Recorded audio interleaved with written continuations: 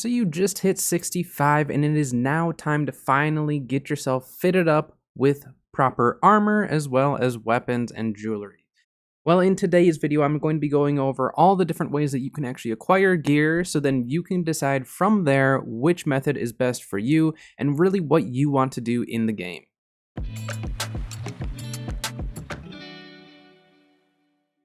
As always, before we fully get into today's video, I do just want to say if this video helps you out, or if you just like it, please drop it a like. It really helps me out a lot.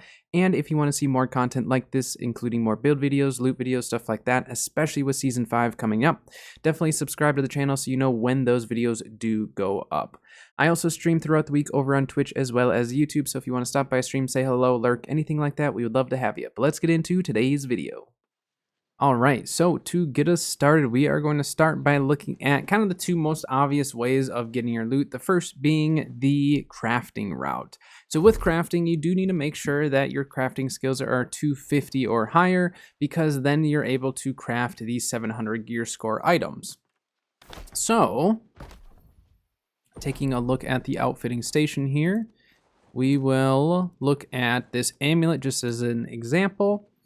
And with this, you can see with the golden scarab crafting, we can craft 670 gear score. And this is with no armor on. I don't have any of my armor. I don't have a consumable. I don't have any of that going. My trophies might be up. That's it.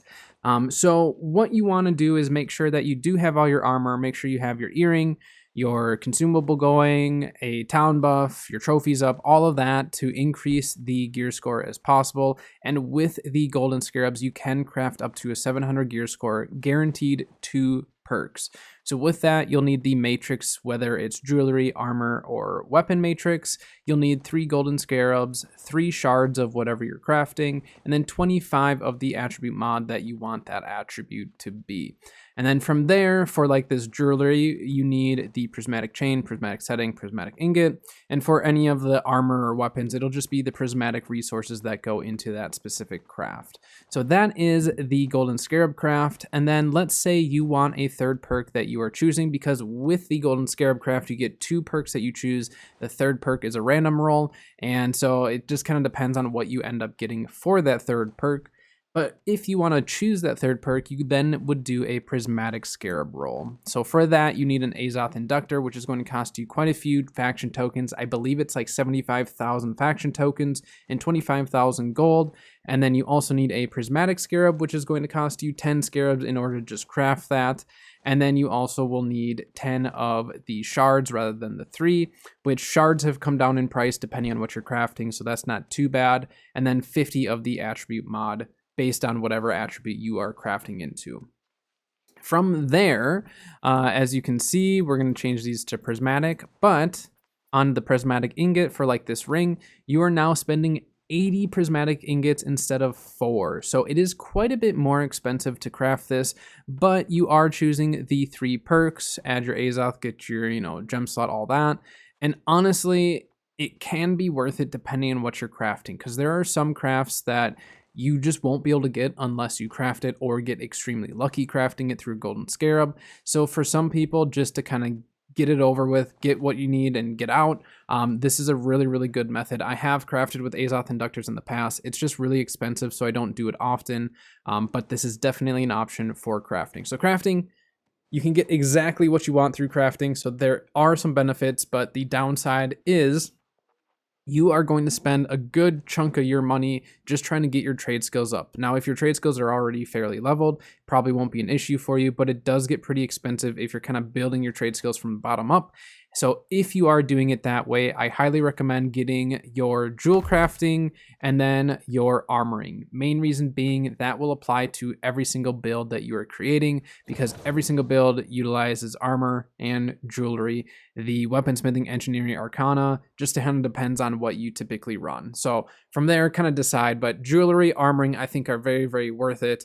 You can also craft for profit and all that, but crafting, definitely a really good option if you have the trade skills to do it. The next method of getting your gear, and this one again is fairly obvious, is literally just buy it from the trading post. Now, I know that sometimes certain gear is going to cost quite a bit depending on what perks you want, gear score, all of that. But what I would recommend doing before you craft or do anything like that, and potentially spend resources and money anyways, is go to the trading post. Obviously, we want 700, but I'm willing to do 690 to 700 because you still get the majority of your attribute points as long as it's a single attribute. And then you also, might stumble upon an extremely good deal, which I have found some really, really good deals in the past. And honestly, it can be very worthwhile. So what I recommend doing is if you want to go about it the same method that I do, I type in 690 for the minimum gear score, and then I will put in whatever attributes. For today, we'll just look at Con Focus just as an example. And then let's say we are a healer looking for Sacred Ground, so we'll type in Fortifying Sacred Ground, apply that. So now it'll look for every single, item that happens to have Fortifying Sacred Ground, Con Focus, minimum 690 up to 700. We'll click on that. Go to apparel, light, and let's just see what's out there for armor. So full con, 700 chest piece, sturdy, fortifying sacred ground, health. Sturdy energy is not the greatest, but again, it's a pretty inexpensive piece. 2,500 isn't that bad to get health, fortifying sacred ground, plus the 700 gear score. But again, not the best, being that it has sturdy energy. So some of this you just need to browse through, see what's out there, see what's available. Some are going to be better than others, obviously, as far as the perks, and the price typically will kind of reflect that. So definitely take a look, browse through here, and honestly, I periodically will check because occasionally someone either misprices something or doesn't realize that they have something worth a lot, and you can kind of make the most of that, kind of jump on that deal. You can flip it if you want. Honestly, I end up hoarding it because I know that in order for me to get it again, finding that deal might not happen. So I try to just kind of make the most of some of those deals and get some really inexpensive gear. But the trading post is a fantastic way for you to potentially get some decent gear, or even just to try out a few perks to see if you like a build or not. Because some stuff will be, 100, 200 gold, and that's pretty cheap in order to just kind of test out a perk or test out a build. So trading post, definitely a great way in order to get some gear. All right, the next way that we're going to go over are expeditions. So with expeditions, we're going to use Genesis as an example. If you're in brand new 65, and let's say you're still wearing some gear that's maybe level 55, 60, something like that, and you're really just needing some free, easy gear right away, and you want to run like an expedition, go to whatever expedition you want to run. You can hit on regular, and then from here you can either view the lobbies and see, if there's anyone that happens to be running them, or what you can do, let's go back here, is you can queue in, and this is going to then connect you to the other servers within your region. So let's say your server has 0 lobbies up, no one's running the expedition, you still want to run it, just hit that queue button, you'll be put into a queue, which then you will potentially get into a dungeon that much quicker. Now on my alt over on EU, I actually was able to get into like an Amarine expedition, Dynasty, Tempest. So I was able to get into some of those just regular expeditions by using that queue system, and it works pretty good. You might just sit in queue for some dungeons because there might just not be that many people running it, but I do highly recommend making the most of the queuing system. Now, once you actually are able to get a little bit higher gear score, then I would recommend stop running the regular expeditions quite as much, unless you're just doing it for gold, which a lot of people do like to run Genesis for gold. But if you're wanting to farm up your gear, start running your mutated expeditions. So from here, you can see you have M1, M2, M3. Obviously, the difficulty gets quite a bit harder as you go up in mutations, but start with an M1 because that is a minimum 650 gear score. You need to make sure you have at least 650 gear score, because if you're under, you will be doing less damage and taking more damage, meaning the dungeon just probably won't be very much fun for you. But start with an M1, see how that goes for you, get to know the dungeon, get to know the mutation, because there are going to be different types of mutations. This happens to be the Abyssal, which is the void damage. And then also there's specific void damage, armor and weapons that are going to be correlated to that specific mutation. So it's a really, really good way of farming loot, especially like, let's say you want a specific element, then you can farm that specific mutation and get that element, or have a chance of getting that element in your armor and weapons. So really, really good option. But like I said, make sure that your gear score is at least as 650 for an M1, M2 675, and once you get to the point of having, higher gear score, then you can run a, M3 for 695. Does get quite a bit harder, but with the mutations, you do also have the queuing system here. For some reason, the little hint option is not working, but when you queue in for the mutated, it's going to put you into a queue for either M1 or M2. So definitely be aware of that when you are queuing in for the mutated dungeons. But mutated dungeons, you'll get a lot of loot. The higher mutation you go, the higher chance of getting, closer to 700 gear score and just higher quality loot. So I highly recommend the expeditions, especially the mutated, for your gear farming. All right, so the next method that I would recommend for getting your gear is chest runs. And more specifically, I will recommend if you are 65, so you have the expansion and all that, make sure that you are running your Elysian Wilds chest runs, because Elysian Wilds actually can drop you significantly higher gear score on average compared to the other chest run areas from what I've found. And honestly, I've gotten some really, really good gear out of there, whether it's for me or to sell. Either way, it's fantastic.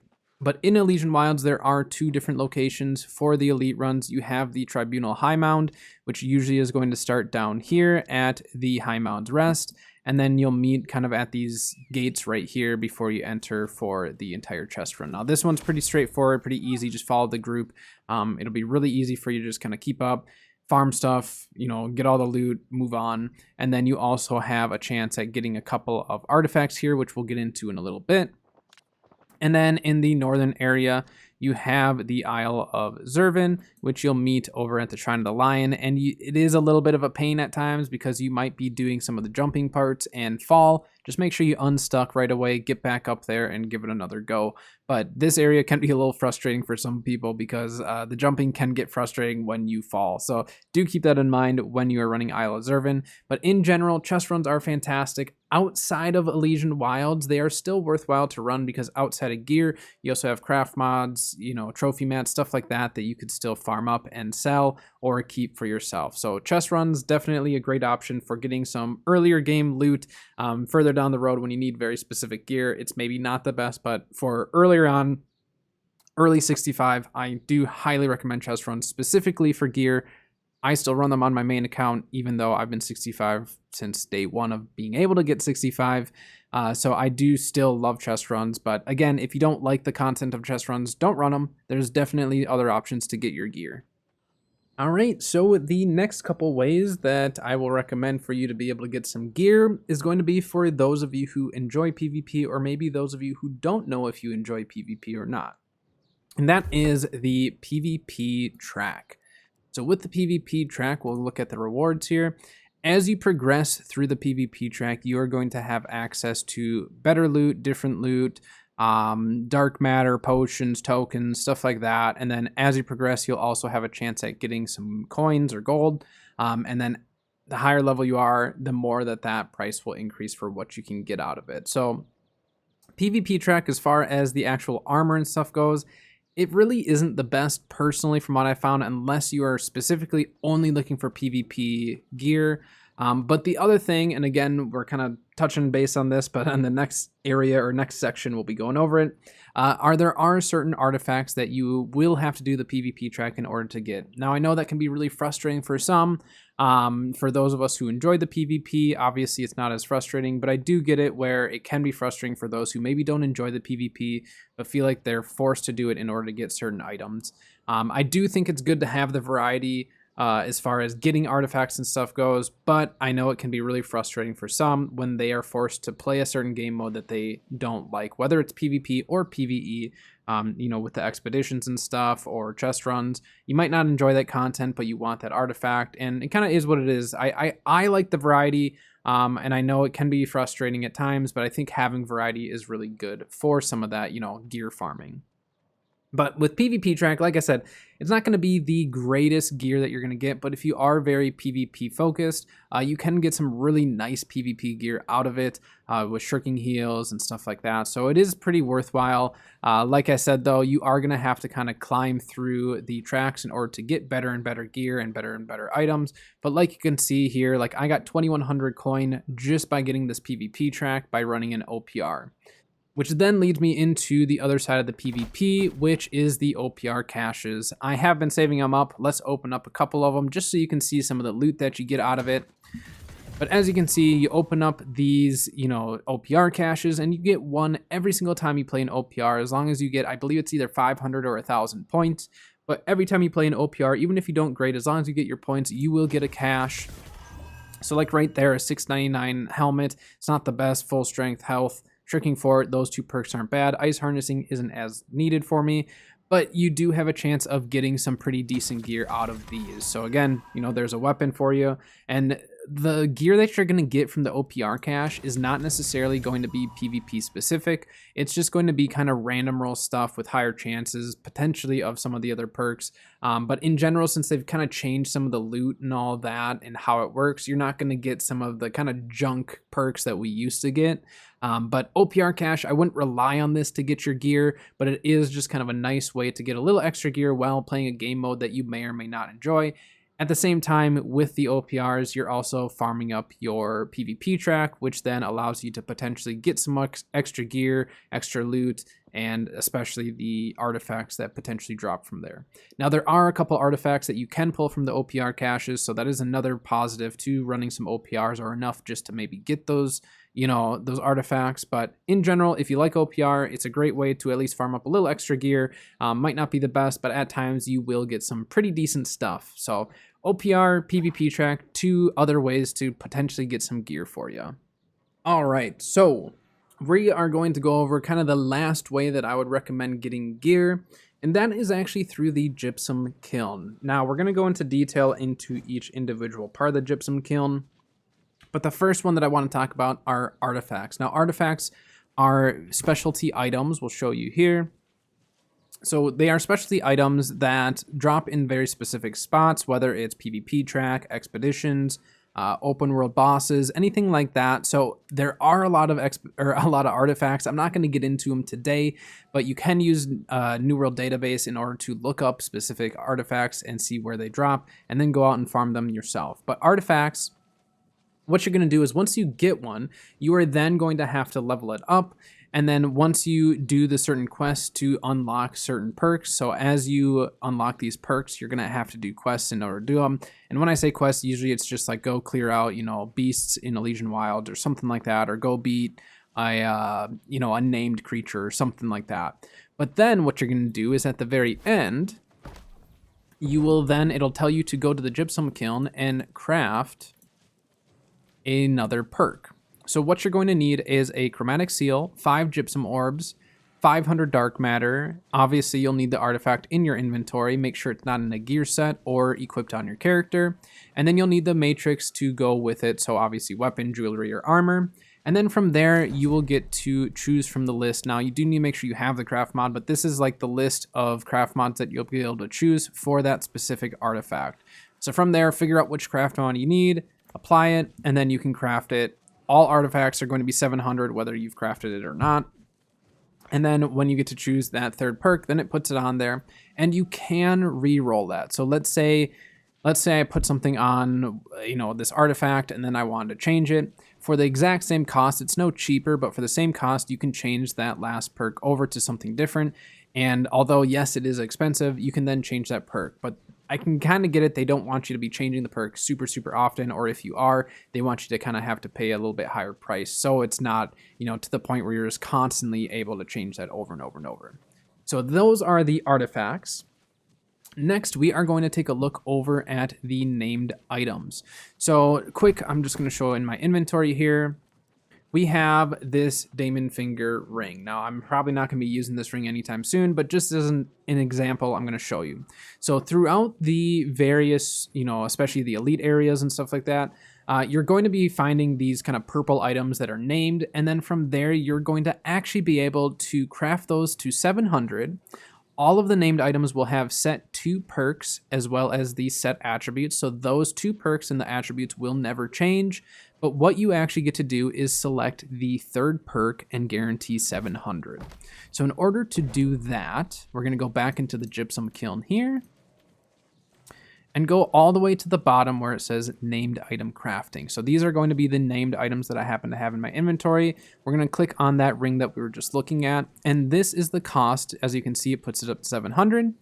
And this is the cost that you need in order to do this. So you need 3 chromatic seals, you need 1 gypsum orb, 250 dark matter, and the matrix for whatever item it is. And then from there, you get to then go into the list, make sure you have the craft mod, click on whichever one you want, and then it will apply that third perk, guarantee 700, bump up, the attributes and all that. And then now you have a 3 perk item that you knew exactly going into it what it was going to be. What I do recommend for named items, because before you go out and just say, well, this is perfect, I'm just going to go out and just make all of my gear through chromatic seals. For one, chromatic seals are limited to 1 per day that you can purchase from the faction vendor, and it is going to be 500 coin for every chromatic seal that you buy. So that's 5,000 coin for the chromatic seal. So 5,000 per day, and that is what you will end up paying in order to get that. So you're looking at 15,000 just for the chromatic seals. If you cannot craft your own matrix and you have to purchase it, then you're looking approximately around another 5,000 depending on the server and the matrix. So you're up to about 20,000 gold into this particular craft. So what I would recommend is before you just dump about 20,000, 15,000 from the chromatic seal, 5,000 from the matrix, before you dump all that into it, go to the trading post and see if there's anything that is exactly what you would craft. If it's below $20,000, buy it. Because you're going to invest that much into it anyways. And honestly, I've had times where I've bought stuff for maybe like 10,000, which at the time was like, well, that's kind of expensive for what it is. But then I thought about it, I'm like, well, I was about to spend 20K on the same exact thing, but it was just named. That was the only difference. So definitely check the market. Make sure that you're not spending too much gold, because you can save yourself some of your coin by just checking the market first before you decide, all right, now it's time to actually put in the resources to go and craft this specific item. So definitely something to think about when you're looking at the named items. I craft quite a few named items when I can, but the chromatic seals do get a little spendy, so you do want to kind of check on that. But certain weapon perks with certain combinations might be really, really expensive. So then it is, pretty worth it for some stuff. But named items, really, really great way to potentially get some perfect gear for your build. All right. The last way that I'm going to show you again is in the gypsum kiln, and that is through materia. So specifically the dense materia and the dense mutator materia. So we will use, let's see, do I have enough for any of these? We'll use this for example, just because I have enough for the shield. So with this is the dense dense materia. So this is the dense savage divide materia. And so with this, if you have enough, I don't have enough for any of the armor or the weapons or anything like that, but we do have enough for the shield.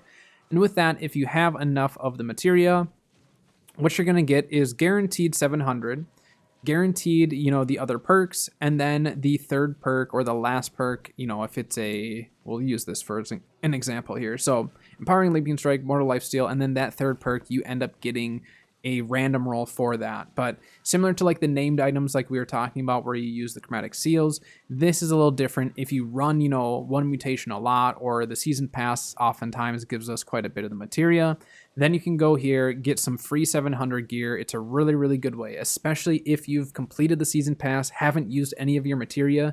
You can probably craft quite a bit of gear out of here. But I will say the dense materia can be a little pain to farm up if you're not super into running expeditions kind of back to back or just running them often. The materia can be a little bit of a pain to accumulate, so I do recommend just being careful with how you spend it. But you can get some fantastic gear from the materia itself. Let's look at the Privateer's Heirloom. This is one that I need to craft more of on my alt account actually. And this is from the Barnacles materia. And what you're going to have is a hardy slash damage ring, full strength with a third perk. So it's a fantastic ring. Hardy slash damage by themselves are really, really good. Add that third perk, you might get something amazing with it. Full strength, fantastic, and it's essentially free. You do need to make sure you're level 1 in whatever that trade skill is, but that's easy enough to get. You should be able to hit 1 on everything really easily. But for the most part, really, really good way of doing that. And then once you start running those mutated dungeons, you are then going to get the dense mutator materia. And with that, these are specific items. And as you can see, it's a really big list, but these are the specific items from the mutated lobbies or mutated expeditions that you can get. And from there, most all of it, or if not all of it, is going to have Magnify on it. So it's going to be a Magnify item. Again, 2 perks guaranteed, 700 gear score. Third perk is a random roll. Really, really good items here, though, especially if you're a healer. You've got health refreshing third perk out of the Emperor Zhao stuff. I'm not going to go into each of these, but peruse through here. They got light, medium, heavy. They've got weapons. They've got, jewelry. They have shields. They have, at least one of every type of, weapon, armor, or anything like that. So definitely take a look, see what fits your build, but this is one of the best ways and cheapest ways for you to actually go about getting gear is just through materia. So if you're out there running your expeditions, running mutated expeditions, you get a chance at getting your gear through that, and then whatever materia you get afterwards, if you have enough, you can then invest into specific gear. So overall, fantastic way of going about it. And then even once you get this, I believe I have an example. So I had gotten the Isabella's Gaze. And then from there, if you get a third perk you don't want, right down here, you can then use your chromatic seals and all that to then upgrade it and choose that third perk. So you can kind of get one free random roll hoping for the best. And then if you don't get it, you can then choose to invest some more money and resources and level that up. So materia is one of the cheapest and best ways of doing it, though, especially if you complete the season pass. You're probably sitting on a decent amount. Make sure it is the dense materia. If you're getting the regular materia, go up here to the material conversion, and you can convert that regular materia into dense. It's not the greatest ratio of conversion, but you can get a little extra that way. So materia, fantastic way in order to get some pretty good gear for free. Putting together the perfect build can be very overwhelming for some and quite difficult to even figure out where to get that gear. So I'm really hoping that today's video has helped you out, whether you're a return player or a new player that just hit 65 and curious what are the various methods on getting gear. These are the methods that I go about it. I've gotten gear from all the different methods that I listed before. And honestly, I've gotten some really good gear from each various way. So definitely see what is most fun for you, what you enjoy most playing, and just go out and start farming that gear and have some fun. But that is going to do it for today's video. So until next time, I'll see you guys later.